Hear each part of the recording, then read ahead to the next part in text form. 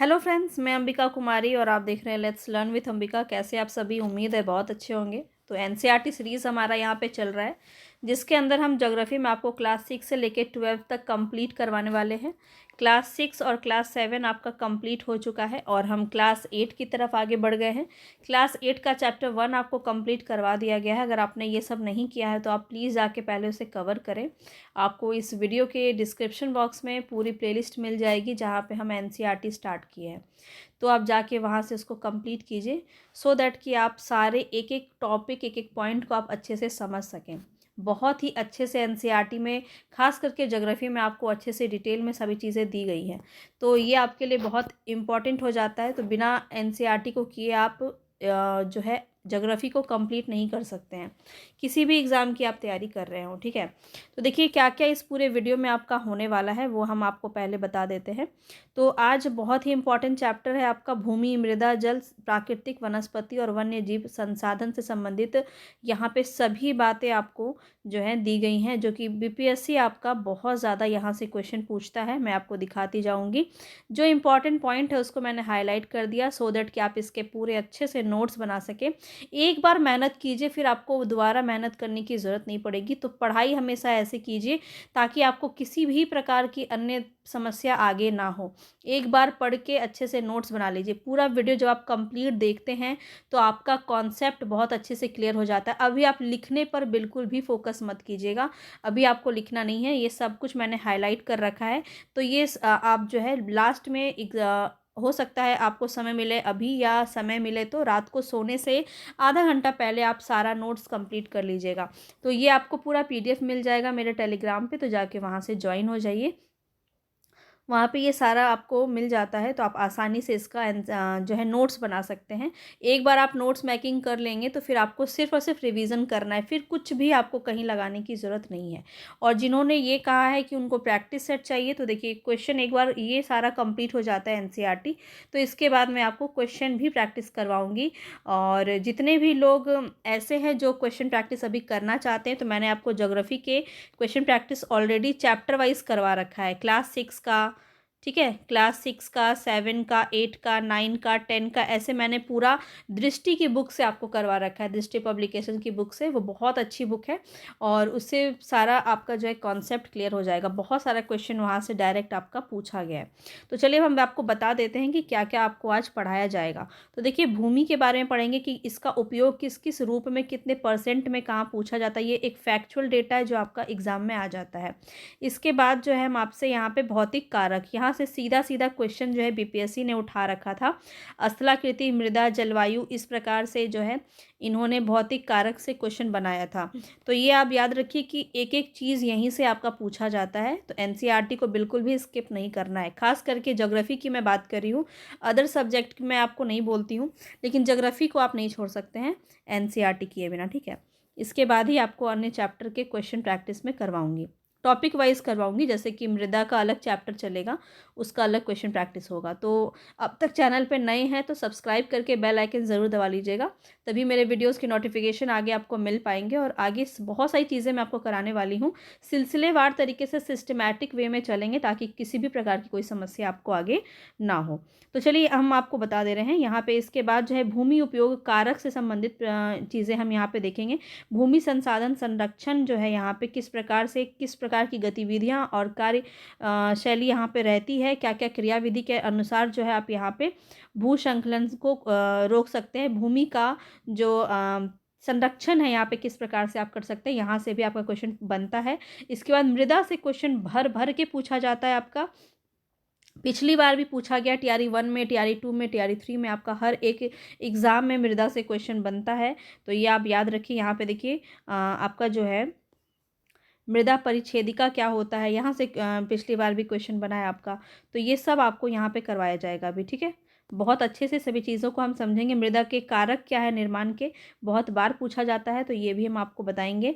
मृदा संरक्षण के उपाय, यहाँ से बहुत क्वेश्चन बनता है। यहीं पे आपका फेदिका समुच्चय रेखीय जुताई, रक्षक मेखलाएँ, काफ़ी ज़्यादा ऑप्शंस में आपको देखने को मिलता होगा ये। और ये सब क्या है, ये आज हम सब कुछ देखने वाले हैं। जल पढ़ेंगे, जल जल के अंदर क्या-क्या इम्पोर्टेंट बातें हैं, ये सब हम आज देखने वाले हैं। कहाँ पे इसका कितना परसेंट का यूज़ होता है, यहाँ से क्वेश्चन बन जाता है। जल की उपलब्धता की क्या समस्याएँ हैं, कौन-कौन से देश हैं जो इससे प्रभावित होते हैं। जल संसाधन के संरक्षण के रूप में बात करें तो क्या-क्या इम्पोर्टेंट है, ये सब हम आज अच्छे से कौन सी विधि के द्वारा, ये क्वेश्चन आपका डायरेक्ट यहाँ से बना था पिछली बार, तो देखिए मैंने इसको अलग से हाईलाइट किया हुआ है। तो सबका आपको नोट्स अच्छे से बनाना है। फिर प्राकृतिक वनस्पति के ऊपर बात की गई है कि किस प्रकार से पारितंत्र जो है इसको प्रभावित करती है और क्या होता है पारितंत्र, वो हम देखेंगे इसके अंदर, ठीक है। और इस वनस्पति का वितरण किस प्रकार से किया गया है उसको भी यहाँ पे बताया गया है। तो बहुत ही अच्छे से आज का पूरा क्लास आपका रहने वाला है, ठीक है। तो ये मैंने आपको दिखा दिया प्राकृतिक वनस्पति और वन्य जीव का संरक्षण, यहाँ से भी आपका सेम क्वेश्चन बना है। तो 2-3 क्वेश्चन तो मैंने आपको अभी बैक टू बैक दिखा दिया कि यहाँ से आपके क्वेश्चन बने हैं। तो इस प्रकार से आप देख रहे हैं कि ये सारी चीज़ें आज हम जो है करने वाले हैं। तो चलिए स्टार्ट करते हैं फटाफट से। तो देख लेते हैं क्या क्या इंपॉर्टेंट बातें आज यहाँ पे कही गई हैं। सबसे पहले तो देखिए, तंजानिया के एक छोटे से गांव में एक माम्पा है। माम्पा पानी लाने के लिए उठती है। तो यहाँ से एक कहानी के थ्रू जो है पूरे चैप्टर को समझाया गया है। तो यहाँ पे अगर हम बात करें तो माम्पा और पीटर विश्व के 2 विभिन्न स्थानों में रहते हैं। उनके जीवन व्यतीत करने में बहुत अंतर है। दोनों की जो जीवन शैली उसमें काफ़ी अंतर है। यह विभिन्नता भूमि की गुणवत्ता, मृदा, जल, प्राकृतिक वनस्पति, प्राणी, प्रौद्योगिकी के उपयोग से भिन्नता के कारण होता है। तो ये तो आप जानते हैं कि किसी भी स्थान का जो अलग होना वो किस पे डिपेंड करता है, तो वो भूमि की गुणवत्ता, इसमें इम्पॉर्टेंट क्वेश्चन बन सकता है। तो याद रखिए, आपका एक समझ भी विकसित होना चाहिए। एनसीईआरटी हम इसलिए भी पढ़ते हैं क्योंकि आपका एक समझ विकसित हो, एलिमिनेटेड मेथड आप लगा सके, एलिमिनेशन मेथड आप लगा सके और बहुत ही आसानी से क्वेश्चन को ट्रैप कर सकें। तो इसके लिए इम्पॉर्टेंट है, देखिए यहाँ पे, यह विभिन्नता भूमि की गुणवत्ता, मृदा, जल, प्राकृतिक वनस्पति, प्राणी और प्रौद्योगिकी के उपयोग, इन सभी के कारण ये भिन्नता आती है। चलिए आगे देखते हैं। तो भूमि से क्या संबंधित प्रश्न यहाँ से बन सकता है। तो सभी महत्वपूर्ण प्राकृतिक संसाधनों में भूमि भी शामिल है। प्राकृतिक संसाधन, ठीक है। अभी हमने जो इससे पहले चैप्टर जो हमने किया, चैप्टर 1 8 क्लास का, वो संसाधन से ही था, जिसके अंदर प्राकृतिक संसाधन को भी हमने पढ़ा था। तो प्राकृतिक संसाधन में ही आगे हम पढ़ रहे हैं अभी भूमि के बारे में। तो भूपृष्ठ के कुल क्षेत्रफल का लगभग 30% भाग भूमि है। तो ये आपको नोट करना है, बहुत ही इंपॉर्टेंट पॉइंट, बहुत ही इंपॉर्टेंट डेटा है। और क्लास 6 से ही डेटे में कोई कमी नहीं है, डेटा आपको बहुत भर भर के दिया गया है एनसीईआरटी में। और यहीं से सीधा सीधा क्वेश्चन इसीलिए बन जाता है क्योंकि कहीं बाहर जाने की ज़रूरत ही नहीं पड़ती है।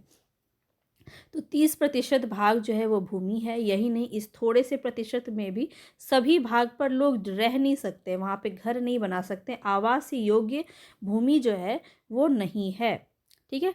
30% भाग ही भूमि है। वो भूमि में अब बहुत सारी चीज़ें हैं, कुछ ऊबड़ खाबड़ जगह है, कुछ पर्वत है, कुछ आपके मरुस्थल है, तो हर जगह आप रह नहीं सकते हैं। तो मुख्यतः भूमि और जलवायु के भिन्न भिन्न लक्षणों के कारण विश्व के विभिन्न भागों में जनसंख्या का वितरण असमान पाया गया। तो एक एक पॉइंट को जब आप समझेंगे, अभी बिल्कुल भी लिखने पर नोट मत कीजिएगा, ध्यान मत दीजिएगा, कॉन्सेप्ट अपना क्लियर कीजिए। तभी कॉन्सेप्ट क्लियर होगा जब आप ध्यान से समझेंगे एक एक चीज़ को, ठीक है। लास्ट में जो आपको क्लासेस में क्वेश्चन मिलेंगे, वो क्वेश्चन भी आपको अटेम्प्ट करने हैं जो चैप्टर के अंत में दिए हुए हैं, ताकि आप इस पूरे चैप्टर को समझ पाएँ कि हाँ आपने इसको अच्छे से समझा है या नहीं। तो असमान पाया जाता है। जनसंख्या का वितरण अगर पूछा जाए कि विश्व के विभिन्न भागों में जनसंख्या का जो वितरण है वह असमान है, ठीक है। कैसे है, तो कहीं पे उबड़ खाबड़ स्थलाकृति है, कहीं पे पर्वतों की तीव्र ढाल, जलाक्रांत संभावित निम्न क्षेत्र है, मरुस्थल क्षेत्र है, सघन वन क्षेत्र है। तो सामान्यतः विरल अथवा निर्जन है, वहाँ पे कोई जन नहीं रहते। निर्जन मतलब कोई लोग वहाँ पे नहीं रहते हैं। तो ऐसी जगह पर जो है जनसंख्या का वितरण नहीं हो सकता, इसीलिए वह असमान है। क्लियर है। चलिए आगे देखते हैं। तो उर्वर मैदानों और नदी घाटियों में कृषि के लिए उपयुक्त भूमि उपलब्ध है, इसीलिए ये स्थान विश्व के सघन बसे क्षेत्र हैं। तो कृषि के लिए कहाँ की भूमि आपकी इम्पोर्टेंट होती है? उर्वरक मैदान और नदी घाटियों में, जो कृषि नदी घाटी जो होती है वहाँ पे कृषि के लिए उपयुक्त भूमि उपलब्ध होती है, और ये स्थान विश्व के सबसे सघन बसे क्षेत्र हैं। तो सघन सघन और विरल शब्दावली में आपको कोई कन्फ्यूज़न नहीं है ना? अब विरल मतलब जहाँ पे लोग नहीं रहते हैं, जहाँ पे जहाँ की मिट्टी जलवायु ये सब आपके प्रतिकूल होते हैं, ठीक है, तो वैसे जगह पे विरल कहा जाता है। और जहाँ पे आपका लोग बसे होते हैं, जहाँ की जनसंख्या होती है, वहाँ पे सघन क्षेत्र को उसको कहा जाता है। ठीक है। चलिए, तो इस एरिया को क्या कहेंगे? सघन क्षेत्र कहेंगे, है कि नहीं? अब देखिए यहाँ पे हम बात करें तो भूमि का उपयोग किस किस तरह से किया गया है, तो नोट करेंगे इसको। भूमि का उपयोग विभिन्न कार्यों के लिए किया जाता है, जैसे कि कृषि, वानिकी, खनन जो माइनिंग होता है आपका, तो माइनिंग के लिए किया जाता है, सड़कों के लिए और उद्योगों की स्थापना के लिए भी किया जाता है भूमि का प्रयोग। सड़क बनाया जाता है, भूमि का उपयोग उसमें भी किया जाता है। तो साधारणतः इसे भूमि उपयोग कहते हैं। तो देखिए यहाँ पे कुछ जो है चयनित देश में भूमि का उपयोग किस प्रकार से होता है वो यहाँ पे बताया गया है। हालांकि बीपीएससी शिक्षक भर्ती में आपका इन सभी चीज़ों से क्वेश्चन नहीं पूछेगा। भारत का डेटा आप याद रखिए। हालांकि अगर आप बीपीएससी आयोग एग्ज़ाम की तैयारी कर रहे हैं, 71वीं की तैयारी कर रहे हैं, तो आप इस डेटा को भी अच्छे से मेंशन करेंगे, है ना, अपने नोट्स में। तो भारत का कितना है? तो देखिए फसल भूमि कितनी है? 57% है। चारागाह कितना है? 4% है। वन कितना है? 22% है। वेरी वेरी इंपॉर्टेंट, ये क्वेश्चन आपका बहुत बार पूछा जाता है। अन्य उपयोग के लिए 17% जो है भूमि उपयोग में आती है। क्लियर है। चलिए आगे देखते हैं। तो अब यहाँ पे भूमि का उपयोग भौतिक कारकों द्वारा निर्धारित किया जाता है। तो क्या है वो भौतिक कारक? यहाँ से क्वेश्चन आपका सीधा सीधा पूछा गया था पिछली बार। तो भूमि का उपयोग भौतिक कारकों द्वारा निर्धारित किया जाता है। स्थलाकृति, मृदा, जलवायु, खनिज, जल की उपलब्धता। तो ये चीज़ें जहाँ होंगी, इसी को कारक मान करके इसका उपयोग होता है। तो मानवीय कारक जैसे कि जनसंख्या और प्रौद्योगिकी भी भूमि उपयोग में प्रतिरूप में के महत्वपूर्ण निर्धारक है।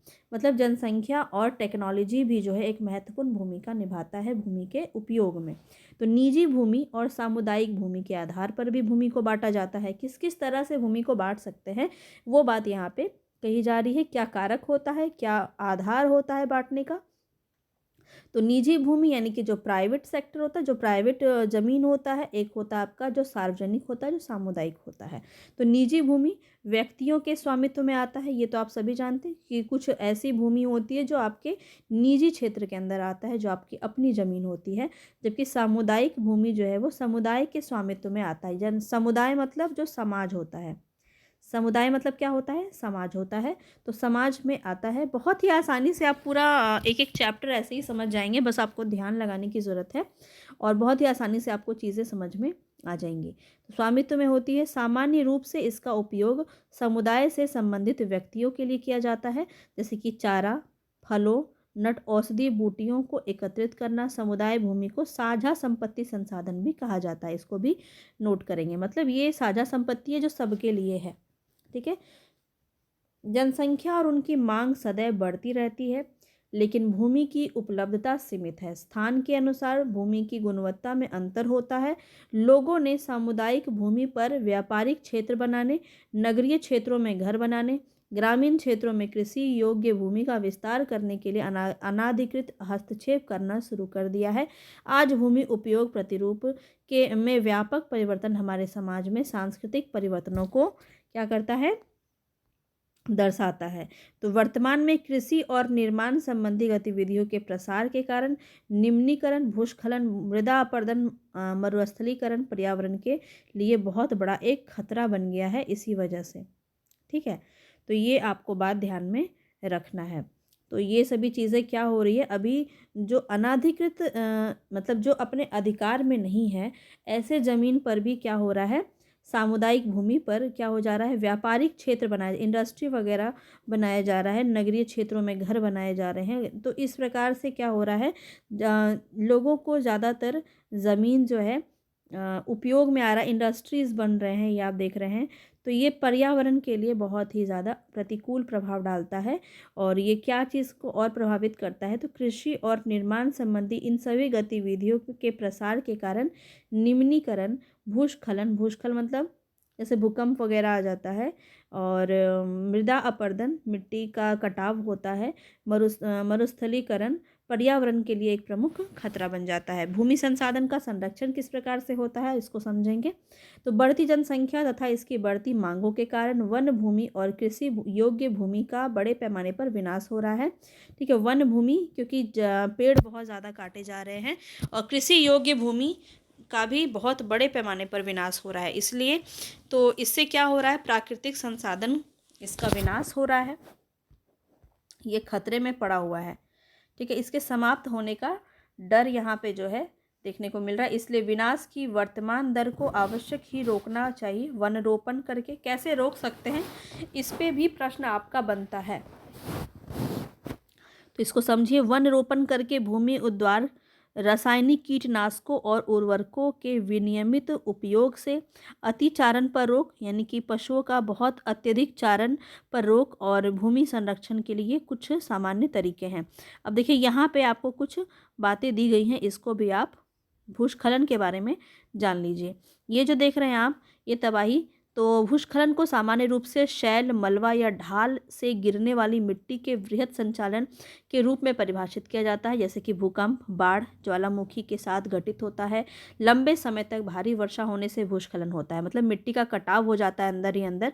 आपने देखा होगा गंगा के किनारे जो बसे क्षेत्र हैं, या फिर वो जल में विलीन होते जा रहे हैं। आपने देखा होगा कितना सारा ऐसा वीडियो वायरल होता है कि ज़्यादातर बारिश होने से या फिर बाढ़ आ जाने से जो वहाँ का घर है वो धीरे धीरे धंसता जाता है। अभी हाल ही में बिहार में भी देखे होंगे आप कि पूरा पानी आ गया था, और इसकी वजह से बहुत ही अच्छे अच्छे भागलपुर के कितने सारे स्कूल जो है वो ध्वस्त हो गए थे, पानी में गिर गए थे, सारे बिल्डिंग्स जो है भूस्खलन हो गया था।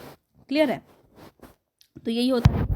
अब देखिए हिमाचल प्रदेश के किन्नौर जिले में रेकांग पीओ के निकट पंजी गांव में बड़े भूस्खलन के कारण राष्ट्रीय महामार्ग 22 की पुरानी हिंदुस्तान तिब्बत सड़क का 200 मीटर का भाग जो है वो नष्ट हो गया था। ये एक फैक्चुअल डेटा की तरह आप इसको मान सकते हैं, इसके बारे में क्वेश्चन आपका बन सकता है। ठीक है, यह भूस्खलन पंजी गांव में तीव्र विस्फोटन द्वारा हुआ था। विस्फोटन के कारण ढाल का यह जो क्षेत्र है वो कमज़ोर होकर के गिर गया था, और जिसके कारण सड़क और गांव के आसपास के क्षेत्र को भी क्षति पहुंची थी।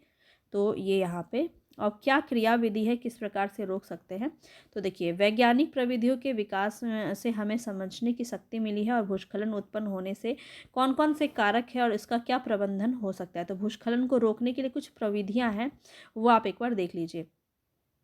भूस्खलन प्रभावित क्षेत्रों का मानचित्र बनाकर इसमें प्रभावित होने वाले स्थानों को इंगित करना, मतलब पहले से ही देखा जाएगा कि इस ये वाला जो क्षेत्र है आपका हॉट्स इलाका, आपने देखा हो कोविड्स के टाइम पे कुछ हॉट्स बनाए गए थे, तो उसी तरह से आपको कुछ हॉट्स बनाए जाते हैं जो इम्पॉर्टेंट है, जो ऐसे एरियाज़ हैं जहाँ पे सबसे ज़्यादा जो है भूकंप आते हैं या सबसे ज़्यादा बाढ़ आता है, ऐसे जगह को इंगित करना, और इस प्रकार इन क्षेत्रों को आवास बनाने के लिए छोड़ा जा सकता है।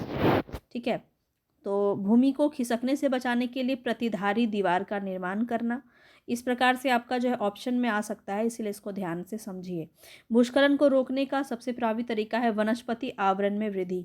वनस्पति आवरण में वृद्धि मतलब कि ज़्यादा से ज़्यादा पेड़ पौधे लगाएंगे तो वहाँ पे भूस्खलन जो है वो मिट्टी को पकड़ के रखता है, तो वहाँ पे आपका भूस्खलन होने का संभावना कम हो जाता है। सतही अपवाह तथा झरनों प्रवाहों के साथ साथ भूस्खलन की गतिविधियों को नियंत्रित करने के लिए पृष्ठीय अपवाह नियंत्रण उपाय क्रियान्वित किया गया है। तो मतलब यहाँ पे वही है कि जो बारिश का जो पानी ऐसे से बहता हुआ आ रहा है, अगर यहाँ पे पौधे वगैरह लगा दिए जाएंगे तो ये क्या होगा, ये जितनी तेज़ी से ये बहाव है वो रुक जाएगा। ठीक है, अफवाह जो नियंत्रण है वो अफवाह में नियंत्रण आ जाएगा, रोक लग जाएगा, जिससे भी आपका कटाव जो है मृदा का वो कम हो जाएगा। क्लियर है, आगे देखते हैं। अब हम यहाँ पे बात करें तो अपक्षय जो है बहुत ही इम्पोर्टेंट एक शब्दावली है जिसके बारे में यहाँ बोला गया है। तापमान परिवर्तन, तुषार क्रिया, पौधों, प्राणियों और मनुष्य द्वारा अनावृत शैलों का टूटना या क्षय होना ही अपक्षय कहलाता है। ये हमने बहुत बार स्टार्टिंग से ही पढ़ते हुए हम आए हैं क्लास 6 से ही। तो अब आप इसके बारे में बहुत अच्छे से क्लियर हो गए होंगे। समय समय पर आपको सारी शब्दावली को भी यहाँ पे बताया जाता है ताकि आप किसी भी प्रकार से जो है पढ़ने में सक्षम हो खुद से कि हाँ, और पढ़ के उसका अर्थ भी समझ पाएँ। अब देखिए मृदा के आगे बढ़ते हैं। मृदा जो है वो क्या है? पृथ्वी के पृष्ठ पर दानेदार कणों के आवरण की पतली परत मृदा कहलाती है। यह भूमि से निकटता से जुड़ी हुई है। स्थल रूप मृदा के प्रकार को निर्धारित करते हैं। स्थल रूप है वो मृदा के प्रकार को निर्धारित करते हैं। और मृदा के निर्माण चट्टानों से प्राप्त खनिजों और जैव पदार्थ तथा भूमि पर पाए जाने वाले खनिजों से होता है। यह अपक्षय की प्रक्रिया के माध्यम से होता है। तो अपक्षय का मतलब ही यहाँ पे होता है टूटना या क्षय होना, जो अनावृत शैल होते हैं। यहाँ पे जो है आपका मेटल होता है, ये आपने क्लास 7 में भी आपने देखा होगा, ये कोर, मेंटल और क्रस्ट के बारे में हमने पढ़ा था। तो इसी के अंदर हमने देखा कि यहाँ पे आपका ह्यूमस होता है, ये जो ब्लैक वाला पार्ट है, डार्क ब्राउन और ब्लैक कलर का आपका ह्यूमस होता है, जो कि सड़ी गली पत्ती और पशु इन सभी के जो अपघटन से ये ह्यूमस बनता है। ठीक है, तो ये आपका एक तरह से खाद की तरह काम करता है। ये अपक्षय की प्रक्रिया के माध्यम से बनता है। ठीक है, खनिजों और जैव पदार्थों का सही मिश्रण ही मृदा को उपजाऊ बनाता है। तो खनिज और जो जैव पदार्थ हैं वही ह्यूमस जो है। और यहाँ पे आप देख रहे हैं बालू गाद क्ले का उपमृदा है। यहाँ पे आपका अपक्षयित चट्टानी पदार्थ है। और यहाँ पे जनक चट्टाने हैं, मेटल ही हैं, मेटल ही मेटल भरा हुआ है। और केवल 1 सेंटीमीटर से 1 सेंटीमीटर मृदा को बनाने में सैकड़ों वर्ष लग जाते हैं। ये भी पॉइंट आपको ध्यान रखना है।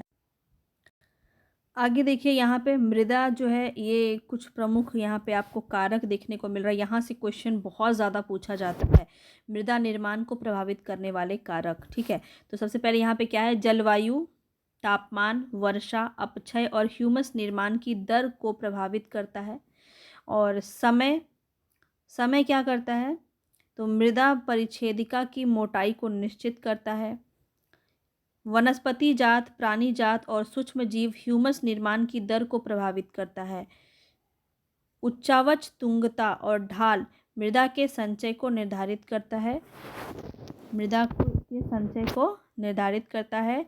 और जनक सेल जो है वो रंग, गठन, रासायनिक गुणधर्म, खनिज मात्रा, पारगम्यता को निर्धारित करता है। तो ये कुछ जो है निर्माण के प्रभावित करने वाले कारक हैं, जहाँ से सीधा सीधा आपका प्रश्न बनता है। तो इसको ज़रूर आप नोट कर लीजिएगा, बिल्कुल ईजी लैंग्वेज में आपका यहाँ पे मौजूद है। आगे देखते हैं मृदा निर्माण के कारक। तो मृदा निर्माण के मुख्य कारक जनक सेल का स्वरूप और जलवायविक कारक है। मृदा निर्माण के अन्य कारक स्थलाकृति, जैव पदार्थों की भूमिका और मृदा निर्माण के संगठन में लगा समय है। अलग अलग स्थानों में ये भिन्न भिन्न होते हैं। तो यहाँ पे देखिए कारक की बात की जा रही है मृदा के निर्माण में, जो अभी हमने ऊपर भी देखा। अब यहाँ पे देखते हैं कि इसका उपाय कैसे किया जाता है इसका संरक्षण के लिए। तो मृदा अपरदन और क्षीणता मृदा संसाधन के लिए 2 मुख्य खतरे हैं। मृदा अपरदन और क्षीणता ये 2 मुख्य खतरे हैं मृदा संसाधन के। इसका संरक्षण कैसे किया जाता है? तो मानवीय और प्राकृतिक दोनों ही कारकों से मृदा का निम्नीकरण हो सकता है। मृदा के निम्नीकरण के लिए सहायक कारक क्या है? वनोन्मूलन, वनों का ज़्यादा से ज़्यादा कटाव जो है, पेड़ों का कटाव जो है वो मृदा को हानि पहुंचाता है। अतिचारण भी हो जाएगा। रासायनिक उर्वरकों और कीटनाशकों का अत्यधिक उपयोग, वर्षा दोहन, भूस्खलन और बाढ़, ये सभी जो हैं बहुत सारे ऐसे कारक हैं, ऐसे कारण हैं जो मृदा को चोट पहुंचाते हैं या मृदा अपरदन में सहायक होते हैं। तो इस पॉइंट को आपको बहुत अच्छे से नोट करना है। अब देखिए कुछ ऐसी विधियां हैं जिसके माध्यम से जो मृदा है उसको बचाया जाता है। तो वो क्या क्या आपका विधि है, यहाँ से क्वेश्चन बहुत बनता है, तो इसको बहुत अच्छे से समझिएगा। वेदिका फॉर्म यहाँ आप देख रहे हैं। समुच्च रेखीय जुताई, देखिए मल्च बनाना बहुत इंपॉर्टेंट है। मल्च बनाना, पौधों के बीच अनावृत भूमि जैव पदार्थ जैसे प्रवाल से ढक दी जाती है, जिससे मृदा की आर्द्रता रुकी रहती है। यहाँ पे क्या कहा जा रहा है, पौधों के बीच में, ठीक है, ये पौधों के बीच में अनावृत भूमि जो होती है वो जैव पदार्थ जैसे प्रवाल से ढक दी जाती है। जैसे यहाँ पे पौधे आपके लगाए गए हैं, इसके बीच जो अनावृत जो भूमि होती है वो प्रवाल से ढक दी, जैसे कि इसके अंदर की जो आर्द्रता है वो मौजूद रहे, ताकि मृदा का जो है मृदा की जो क्वालिटी है, जो उसकी गुणवत्ता है, उसमें कोई कमी ना आए। आगे देखिए, वेदिका फार्म का आप ये देख रहे हैं ढलान की तरह होता है ये, तो ये तीव्र ढालों पर बनाए जाते हैं, इस प्रकार से बनाए जाते हैं, ये आपका ढाल रहता है और यहाँ पे खेती भी की जाती है, ठीक है, और ताकि सपाट सतह फसल उगाने के लिए उपलब्ध हो सके, और इससे पृष्ठीय प्रवाह और मृदा अपरदन को कम किया जाता है। जो पानी होता है यहाँ पे जाएगा, फिर यहाँ पे जाएगा, फिर यहाँ, ऐसे ढलान में जाता है ये पानी, ठीक है, और इस प्रकार से क्या होता है, पृष्ठीय प्रवाह को रोका जाता है, मृदा अपरदन को कम किया जाता है वेदिका फॉर्म के जरिए। तो ये आपने देखा। समुच्च रेखा की जुताई क्या होता है, एक पहाड़ी ढाल पर समुच्च रेखाओं के समानांतर जुताई ढाल से नीचे बहते जल के लिए एक प्राकृतिक अवरोध का निर्माण करता है। अब कुछ इस पैटर्न को फॉलो किया जाता है, तो इस प्रकार से कुछ पैटर्न में जो है यहाँ पे पहाड़ी ढाल पर बनाए जाते हैं, जो पानी को जो है अवरोध करता है, ठीक है, तो इससे क्या होता है, मृदा का कटाव होने से ये बच जाता है। एक है रक्षक मेखलाएं, जो ये यहाँ पे देख रहे हैं, रक्षक मेखलाएं, ये क्या है, तटीय प्रदेशों और शुष्क प्रदेशों में पवन गति रोकने के लिए वृक्ष कतारों से लगाए जाते हैं। ये आप देख रहे हैं एक सीक्वेंस में, एक लाइन में जो है लगाया गया है, क्योंकि यहाँ से आने वाले जो पवन है, जो हवा है, आप जानते हैं, आपने पढ़ा है स्टार्टिंग में भी, क्लास 6 में भी आपने पढ़ा है, 7 में भी आपने पढ़ा है। आप देख रहे हैं कि एक एक चैप्टर जो है ये हमने स्टार्टिंग में भी पढ़ा है, क्लास 6 में भी पढ़ा है मृदा को, क्लास 7 में भी पढ़ा है हमने मृदा को, तो हर बार जो है लेवल वो थोड़ा हाई होता जा रहा है। तो बस यही चीज़ें हमने यहाँ पे देखी थी कि पवन के द्वारा जो है मृदा का अपरदन होता है। आपको याद आ रहा होगा अगर आपने कंप्लीट जो है स्टार्टिंग से देखा होगा तो ये पवन जो इधर से आ रहा है आपका, इसको जो है ये वृक्ष लगा करके रोका जाता है, इसकी मिट्टी का रख रखाव होता है, यहाँ से मृदा अपरदन बहुत ही कम होता है, ताकि मृदा आवरण को बचा, ये आवरण आपका बना हुआ रहेगा यहाँ पे पवन को रोकने के लिए एक अवरोध पैदा करता है। जो ये पौधे हैं, ये पौधे आपके एक कतार में लगाए जाते हैं, ठीक है, ये तटीय प्रदेशों और शुष्क प्रदेशों की बात की जा रही है, वहाँ पर ये चीज़ें होती हैं। अब समुच्चय रेखीय रोधिकाएं, ये क्या है, तो यहाँ पे समुच्चय रेखाओं पर रोधिकाएं बनाने के लिए पत्थरों, घास, मृदा का उपयोग किया जाता है। रोधिकाओं के सामने जल एकत्र करने के लिए खाइयाँ बनाई जाती हैं। तो यहाँ पे आप देख रहे हैं कि ये जो कुछ विधियाँ दी गई हैं, ये विधि आपको याद रखना है बस। मल्च बनाना, वेदिका फॉर्म, समुच्चय रेखीय जुताएं, रक्षक मेखलाएं और समुच्चय रेखीय रोधिकाएं, इसकी जो कुछ विशेषता है कि किस प्रकार से कौन सा चीज़ क्या किया जाता है, बस इतना ही यहाँ से क्वेश्चन आपका बनता है, और बिल्कुल बनता ही है, तो इसको अच्छे से आप कर लीजिएगा। चट्टान बांध क्या है, तो यह जल के प्रवाह को कम करने के लिए बनाए जाते हैं। यह नालियों की रक्षा करते हैं और मृदा क्षति को रोकते हैं। जल के प्रवाह को कम करने के लिए जो है चट्टान बांध बनाया जाता है, यह नालियों की रक्षा करता है, जो नाली रहता है वहाँ पे मृदा क्षति को रोकता है। बीज की फसल उगाना क्या होता है, तो वर्षा दोहन से मृदा को सुरक्षित रखने के लिए अलग अलग समय पर भिन्न भिन्न फसलें एकांतर कतारों में उगाई जाती है। ये भी सेम चीज़ है, वही चीज़ यहाँ पे भी बोला जा रहा है। अब देखिए यहाँ पे एक फैक्ट आपको दिया गया है कि 1995 में मानव उपयोग के लिए जल की खपत 3850 घन किलोमीटर वर्ष थी, जो वर्ष 2000 में बढ़ करके 6000 घन किलोमीटर वर्ष से अधिक हो गई है। ये एक डेटा आपको यहाँ पे दिया गया है, तो इसको भी आप ध्यान रखेंगे। अब हम बढ़ते हैं जल की तरफ। जल का नाम सुनते ही आपको समझ में आया होगा कि ये किस प्रकार का संसाधन है, तो नवीकरणीय संसाधन है, नवीकरणीय प्राकृतिक संसाधन है, जो भूपृष्ठ पर 3/4 भाग जल से ढका हुआ है। पूरा जो भूपृष्ठ है यानी कि पूरी जो पृथ्वी है वो आपका 3/4 भाग जो है वो जल से ढका हुआ है। तो 3/4 जो है यहाँ पे ये आपको अच्छे से नोट कर लेना है। इसीलिए इसे जल ग्रह भी कहा जाता है, नीला ग्रह भी कहा जाता है, जानते हैं आप पृथ्वी को। तो लगभग 3.5 अरब वर्ष पहले जीवन आदि महासागरों में ही प्रारंभ हुआ था। यद्यपि आज भी महासागर पृथ्वी की सतह पर 2/3 भाग में ढके हुए हैं और विविध प्रकार के पौधों और जंतुओं को मदद करते हैं। महासागरों का जल लवणीय है तथा मानवीय उपयोग के लिए उपयुक्त नहीं है। ये बात तो आप जानते हैं बहुत आसानी से। महासागर का पानी आप पी नहीं सकते ना, क्योंकि वो बहुत ही ज़्यादा खारा होता है, लवणीय होता है। ठीक है।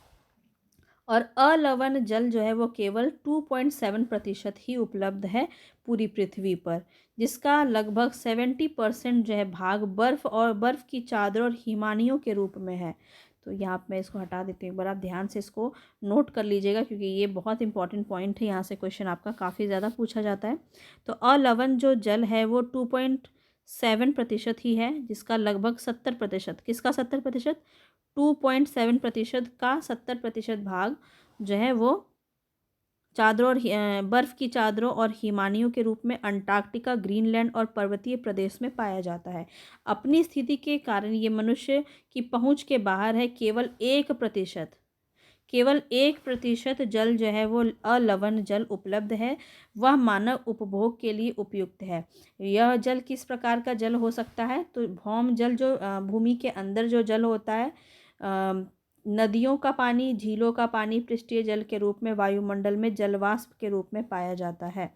तो यही एक जल है जो आपका यूज़ करने के लायक है। अब देखिए यहाँ पे आपको बताया गया है कि पानी का यूज़ किस प्रकार से किया गया है। औसतन एक भारतीय नागरिक प्रतिदिन 135 लीटर जल का उपयोग करता है। एक नागरिक के बारे में यहाँ पे डेटा दिया गया है। जैसे कि पानी पीता है, 3 लीटर पानी जो है प्रतिदिन पीता है। खाना बनाने में 3-4 लीटर, खाना बनाने में, नहाने में। तो यहाँ पे लीटर प्रति व्यक्ति प्रतिदिन की बात की जा रही है। शौचालय में, वस्त्र धोना, बर्तन धोना, बागवानी, तो ये आपका पूछा नहीं जाएगा। ये हो सकता है कि पूछा जा सकता है। तो यहाँ पे क्या डेटा निकल के आता है कि 135 लीटर प्रति नागरिक प्रतिदिन जो है उपयोग में लाता है। अब यहाँ देखिए, अलवणीय जल पृथ्वी का सबसे अधिक मूल्यवान पदार्थ है, क्योंकि ये सिर्फ और सिर्फ 1% ही हमारी पृथ्वी पर मौजूद है। और पृथ्वी पर जल ना बढ़ाया जा सकता है और ना ही घटाया जा सकता है। तो इसकी कुल मात्रा स्थिर रहती है। ये भी बात आपको ध्यान रखना है कि पानी को, जो हमारा पृथ्वी पे जितना भी पानी है, ना उसको हम घटा सकते हैं ना हम उसको बढ़ा सकते हैं। वो मात्रा स्थिर है, उतना ही है जो हज़ारों लाखों साल से उतना ही आपका बना हुआ है। तो इसकी प्रचुरता में विविधता प्रतीत होती है, क्योंकि यह वाष्पीकरण, वर्षण और वाह की प्रक्रियाओं द्वारा महासागरों, वायु, भूमि और पुनः महासागरों में चक्रण द्वारा निरंतर गतिशील रहता है, जिसको हम जल चक्र कहते हैं। ये सभी बातें आपको क्लियर है ऑलरेडी। मनुष्य जल की बड़ी मात्रा का उपयोग न केवल पीने और धुलाई में करता है, वरन उत्पादन प्रक्रिया में भी करता है। अब यहाँ से एक क्वेश्चन आपका बहुत ज़्यादा बनता है कि सबसे ज़्यादा उपयोग जो होता है वो किस में होता है? तो कृषि आपका फर्स्ट नंबर पे आप याद रखिएगा। जल कृषि, उद्योग तथा बांधों के, जलाशयों के माध्यम से विद्युत उत्पादन करने में भी प्रयोग किया जाता है। सबसे ज़्यादा कृषि होता है। अगर कृषि आपके ऑप्शन में है तो सबसे पहले आप कृषि को ही टिक करके आएंगे। जल स्रोतों के सूखने तथा जल प्रदूषण के कारण अलवणीय जल की आपूर्ति की कमी के मुख्य कारक क्या हैं? बढ़ती जनसंख्या, भोजन और नकदी फसलों की बढ़ती मांग, बढ़ता नगरीकरण और बेहतर होता जीवन स्तर। तो इसमें क्या हो रहा है? पानी की कमी, पानी की आपूर्ति की कमी महसूस हो रही है इसी वजह से। ठीक है, चलिए आगे देखते हैं आगे क्या है। तो इसकी समस्या क्या है? जल उपलब्धता की समस्याओं को हम देखते हैं। तो विश्व के कई प्रदेश ऐसे हैं जहां जल की कमी है। तो अधिकांश हम देखें तो अफ्रीका, पश्चिमी एशिया, दक्षिणी एशिया, पश्चिमी संयुक्त राज्य अमेरिका के भाग और उत्तर पश्चिमी मैक्सिको, दक्षिण अमेरिका के भाग और संपूर्ण ऑस्ट्रेलिया, जो है अलवणीय जल की आपूर्ति की कमी का सामना कर रहे हैं। वे देश ऐसे जलवायु प्रदेशों में स्थित हैं जहां अक्सर सूखा पड़ता है, उनमें जलाभाव की समस्या बनी रहती है। इस प्रकार जल का अभाव मौसमी तथा आवार्षिक वर्षण की विविधता के परिणाम स्वरूप हो सकता है, अथवा अति उपयोग और जल स्रोतों के संदूषण के कारण भी जल का अभाव हो सकता है। तो इसीलिए कहा जाता है कि पानी बचाओ जल ही जीवन है। तो ये सारे जो चल रहे होते हैं आपके, ये इसी वजह से चल रहे होते हैं कैंपेन वगैरह, है ना। अब आप देखिए यहाँ पे यमुना का ये पानी है कितना ज़्यादा प्रदूषित हो चुका है। तो अपने जीवन शैली और अपने क्रियाकलापों पर अगर रोक न लगाए जाए तो बहुत ही जल्द जो है ये पानी भी पीने योग्य नहीं रह जाएगा, यूज़ करने योग्य नहीं रह जाएगा। जल संसाधनों का संरक्षण कैसे होता है अब हम ये देखते हैं। तो आज के विश्व में शुद्ध तथा पर्याप्त जल स्रोतों तक पहुंच पाना एक बहुत बड़ी समस्या हो गई, क्योंकि हर जगह जो है इसी प्रकार से प्रदूषित होता जा रहा है। औद्योगिक एक बहुत बड़ा कारण है ना। क्योंकि जितना भी हॉस्पिटल का जितना भी कचरा है या औद्योगिक जितना भी कचरा है वो सब आपके नदी नाले में जाता है, और ये सभी जा कर के महासागर इस प्रकार से सब मिल जाता है, और ये प्रदूषण का एक बहुत बड़ा कारण बनता है। तो आप देखिए यहाँ पे ये आपको पता ही है कि ये नवीकरणीय संसाधन है। सीधा सीधा भी क्वेश्चन आपका एक पूछ लेता है। तो देखिए अति उपयोग तथा प्रदूषण इसे उपयोग के लिए अनुपयुक्त बना देते हैं। मतलब हमें उपयोग कम करना है पानी का, जहाँ पे जितनी ज़रूरत है उतना ही पानी का इस्तेमाल किया जाएगा। तो एक बहुत ही इम्पोर्टेंट पॉइंट यहाँ से एग्ज़ाम में पूछा जाता है, मैं आपको अभी बताती हूँ। देखिए अशोधित और आंशिक रूप से शोधित वाहित मल, कृषि रसायनों का विसर्जन और जल निकायों में औद्योगिक बहिस्राव जल के प्रमुख संदूषक हैं, मतलब प्रदूषक हैं। इसमें शामिल नाइट्रेट धातुओं और पीड़ानाशी जल को प्रदूषित कर देते हैं।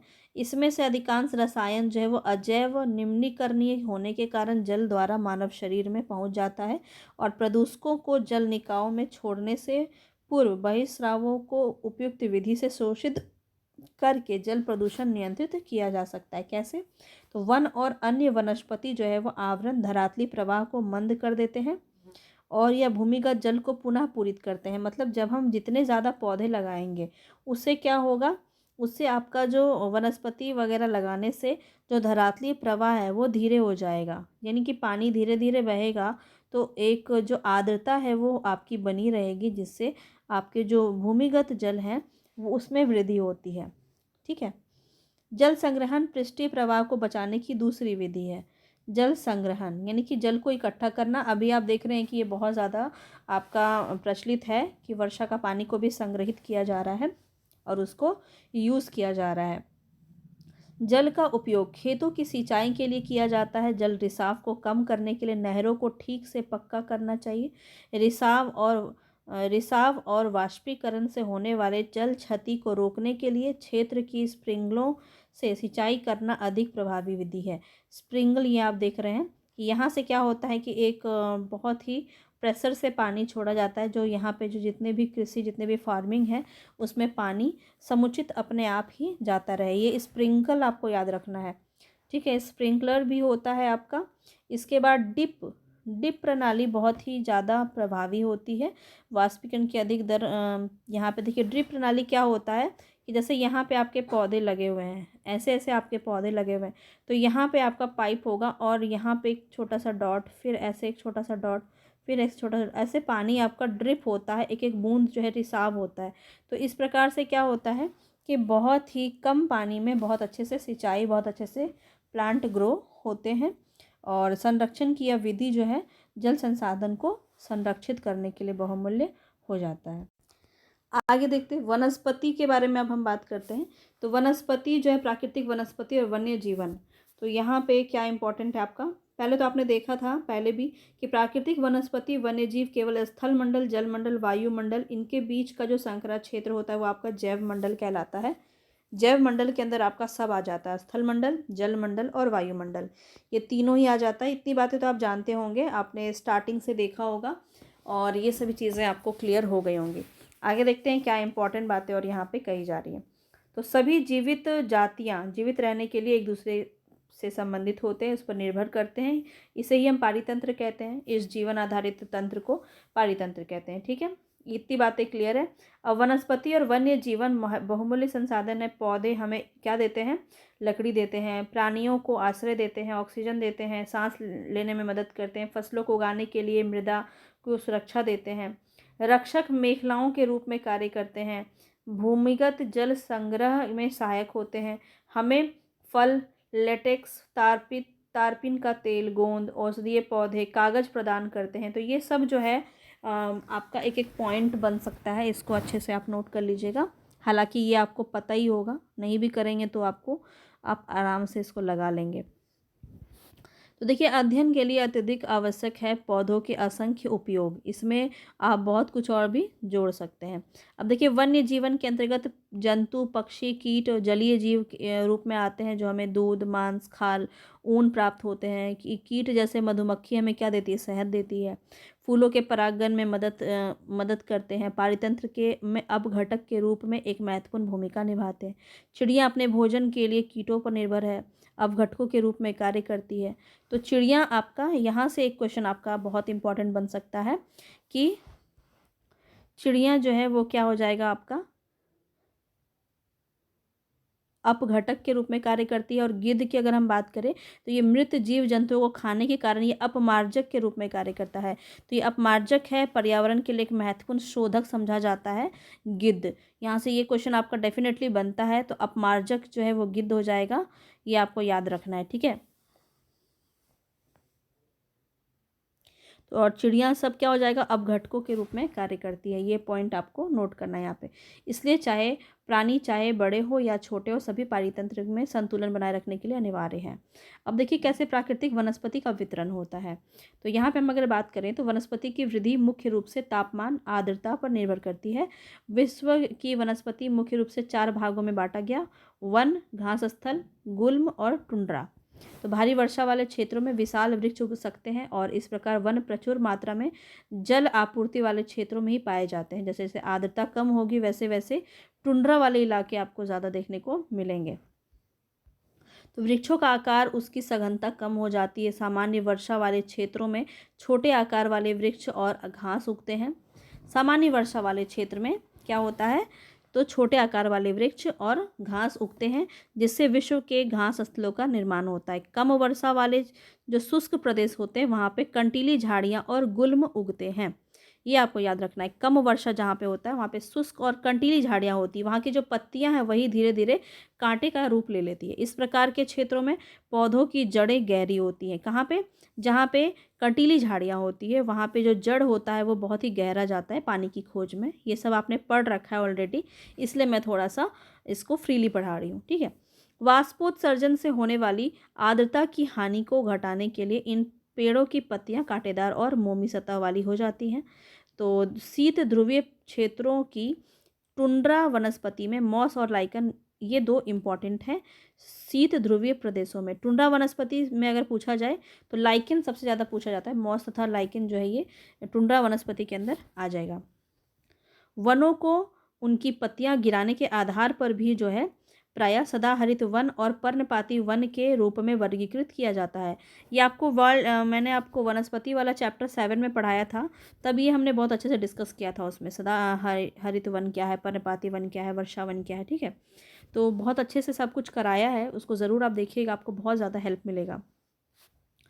सदाहरित वन उन्हें कहते हैं, सदाहरित वन किन्हें कहते हैं? जो जिन वनों के वृक्ष वर्ष के किसी भी ऋतु में अपनी पत्तियां एक साथ नहीं गिराते हैं, जो सदाहरित हैं।